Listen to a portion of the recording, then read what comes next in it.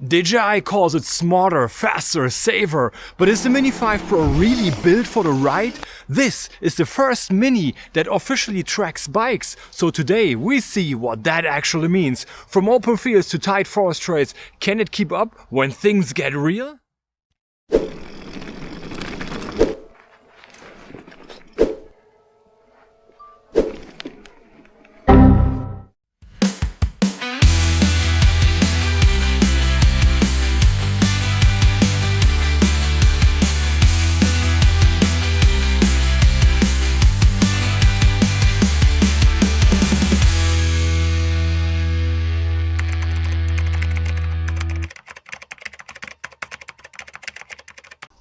Hi guys, welcome back to our drone channel. So this little drone right here, the DJI Mini 5 Pro, is the first Mini that officially includes bike tracking. On paper, that sounds awesome. Lighter drone, smaller sensors and a brand new tracking mode that should follow you wherever you ride. But how good is it really once you leave those perfect open demo fields? Today I'll take it through two completely different worlds. Fast open terrain where tracking should be easy, and tight forest trails where the sensors have to think fast. I'm not trying to break it, just to find out if it's a real companion for bikers or more of a nice day feature. So let's head out, start with the easy stuff and then see what happens when things get tricky. Alright, first run. Same setup as before, active track and follow mode, obstacle avoidance on bypass, camera at 4K 60. Here we go. This first stretch is as simple as it gets. No trees, no tight gaps, just clean line of sight and a rough little trail cutting through open fields.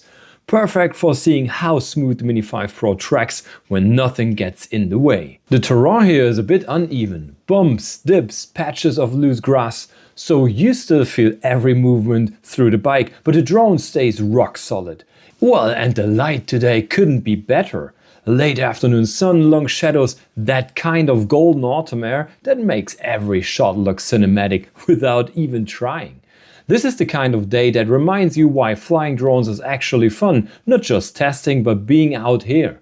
The Mini 5 Pro keeps a steady distance, reacts gently to every little speed change, and there is no nervous twitching from the gimbal. Just smooth, confident motion. I love starting with runs like this. Open space, great light, no stress. It's where you can focus on the feeling instead of worrying about obstacles. It's calm, predictable, almost too easy. But that's the point. This is the control test. Everything after this gets faster, tighter and a whole lot more challenging. Now I'm on a regular forest trail. Roots, light flicker, a few tighter gaps. Nothing crazy, just enough to see if the Mini 5 Pro can keep things smooth without panicking. Compared to the walking test, the motion here is totally different. The drone now has to predict every small change instead of just reacting after it happens. And so far, that's exactly what it does. Even under the trees, it keeps altitude mostly clean, though from time to time you can feel a little hesitation. A quick brake here, a small correction there. That's normal, and it's a good reminder of how much work the sensors are doing every second. While the key factor here is speed, everything under 10 km per hour is basically perfect. We've already seen that in the walking stress test. But once you start pushing 15 or more, the complexity explodes. The drone has to analyze motion, detect obstacles and plan avoidance paths all at once. And that's where tiny hiccups start to appear. Here, visually it's an easy scene, an open forest edge, soft light, no dense canopy. But as I ride toward a low-hanging branch, something unexpected happens. The drone could have easily gone under. It had the clearance, it had the line of sight. Just a small vertical correction, but enough to cause trouble. It's one of those moments that make you wonder what triggered the logic.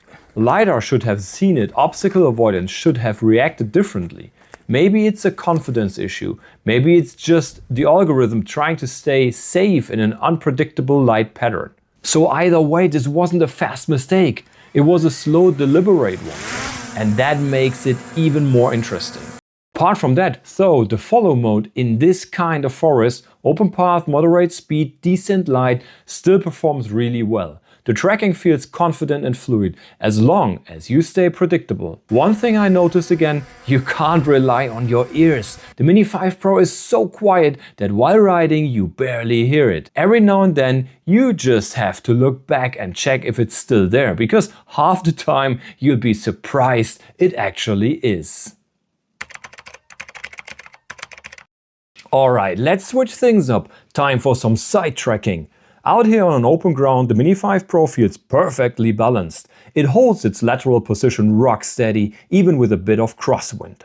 After a few seconds, there's a bush right in its path. And this is where it gets interesting. The sensors actually detect it in time, rise just slightly, keep me centered, and then drop back to the original altitude once it's clear. Smooth, confident, and exactly how it should behave. But then the trail curves left, merging onto a small paved road. And here you can really see how the algorithm handles directional change. Instead of staying locked to the side, the drone lags for a second, slips behind me, and only then swings back into its lateral position. Well, so yeah, on turns it doesn't anticipate the curve, it reacts after it happens. Not a deal breaker at all, but something to keep in mind if you want perfect cinematic framing. Next up, front tracking. We're now on a proper asphalt bike path lined with trees and bushes. And this is where things get a bit tricky. The Mini 5 Pro only has visual sensors facing backward, no LiDAR, which makes obstacle detection less reliable from this angle. At slow, steady speed it performs fine, but as soon as you accelerate or change pace, the drone starts struggling to keep distance. As you can see, sometimes it overreacts and flies too close, other times it drifts away or wobbles side to side like it's trying to find a safe spot. Once it even dropped so low right in front of the bike that I thought it might hit the ground. So yeah, forward tracking looks great in calm conditions, but I wouldn't trust it at higher speeds, especially when obstacles come into play. To finish this section, I tried dynamic switching. Open field again, clear of obstacles. Swapping positions mid-flight, behind, side, front, diagonal, and honestly, this is where the Mini 5 Pro shines. It transitions smoothly, keeps tracking stable, and gives you tons of creative camera angles. One small but important note though.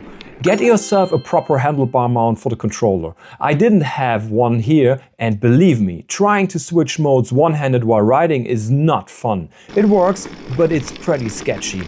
With the right mount though, this setup can actually be one of the coolest drone bike combos you can pull off.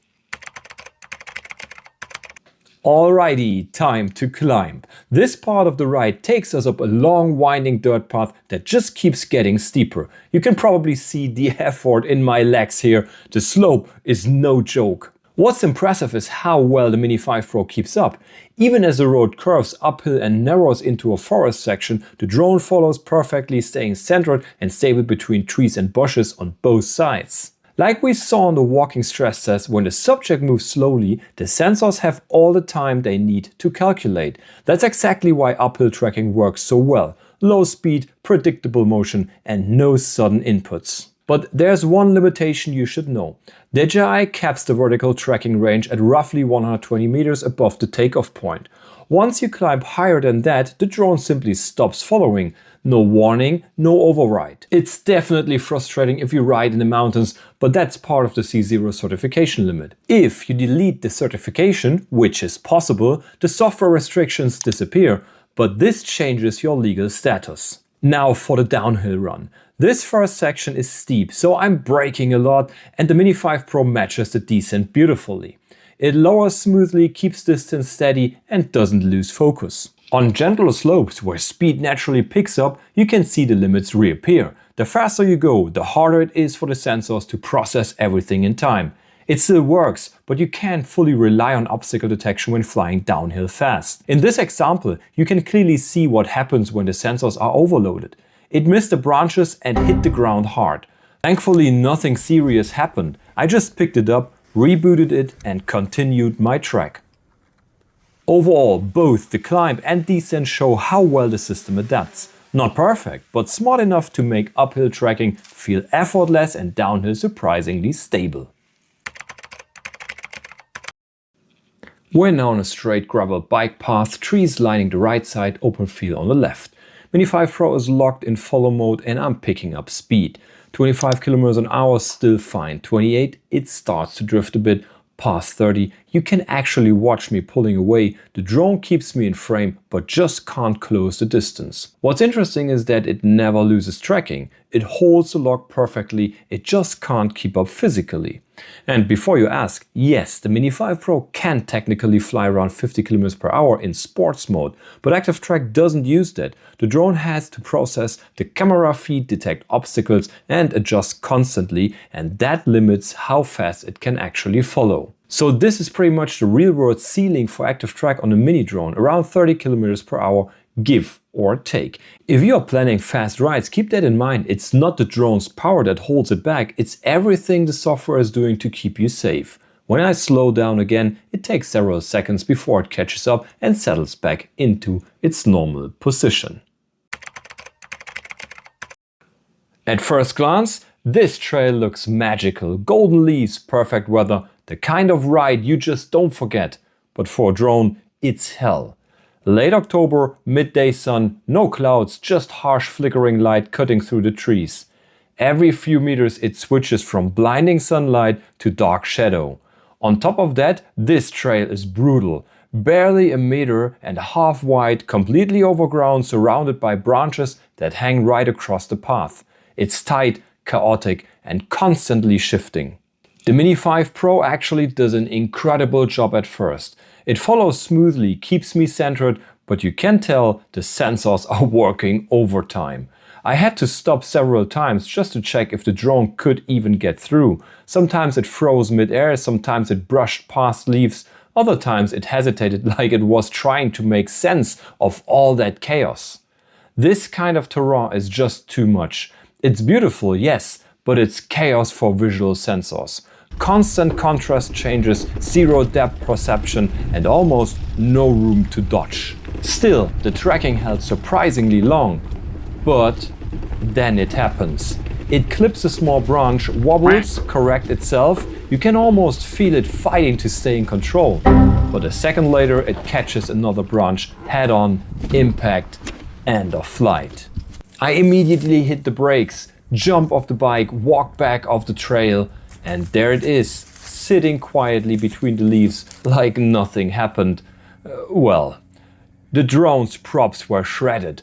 One front foot had popped out of alignment. Honestly, under these conditions, that's not a failure, that's pure physics. No drone, no matter how smart, can track perfectly through a living tunnel of light and shadows. I took a quick break on a bench, replaced the blades, clipped the arm back into place, and then Mini 5 Pro took off again, smooth as ever. That's resilience, and that's why I love testing these things. A lot of riders probably wonder what happens when you drift out of the drone's focus. It's something that can easily happen, especially when there are obstacles or quick turns that break the line of sight. During my test, this did happen a few times, but it never turned into a real problem. In this first example, the Mini 5 Pro loses me for just a fraction of a second because a branch with leaves blocks the camera. After a quick position correction, I'm right back in frame and the software instantly re-established focus track. In the second example, I'm approaching an obstacle I have to pass through an S-curve. 2 bushes, narrow turns and zero line of sight for the drone. As soon as I disappear behind the first one, it completely loses visual contact for about 2 seconds. Then it adjusts its position, flies around the obstacle and locks on again immediately. The same thing happens a moment later with the second bush. Short course correction, tiny hesitation and then boom, back on track. That's one of those moments that really shows how smart the Mini 5 Pro vision system is. Well, it's not perfect, but when it does lose you, it usually finds you again fast and clean. Alright, last dance of the day. A downhill trail through deep autumn forest. Wet leaves everywhere, roots hiding under the surface. It's slippery, unpredictable and honestly, even for me, this one's tough. For the Mini 5 Pro, this is the ultimate challenge. Narrow path, low branches, constant exposure changes, and barely any space to correct. And yet, it keeps up. Every obstacle is detected, every bypass looks intentional. At one point, it even chooses a completely different flight path just to stay locked on me. Still, there's only so much the system can handle. Even with LiDAR on board, which is one of the Mini 5 Pro's big new features, situations like this are simply overwhelming. Rapid direction changes, instant route adjustments, unpredictable obstacles. There's just too much happening at once. It's not a flaw, it's the physical limit of what real-time sensing can do. And, to be honest, I've had quite a few crashes during these tests. A drone like this is just too expensive to keep risking like that. After all these tests, here's my honest take. Using a drone like this for bike tracking is possible, but pretty risky.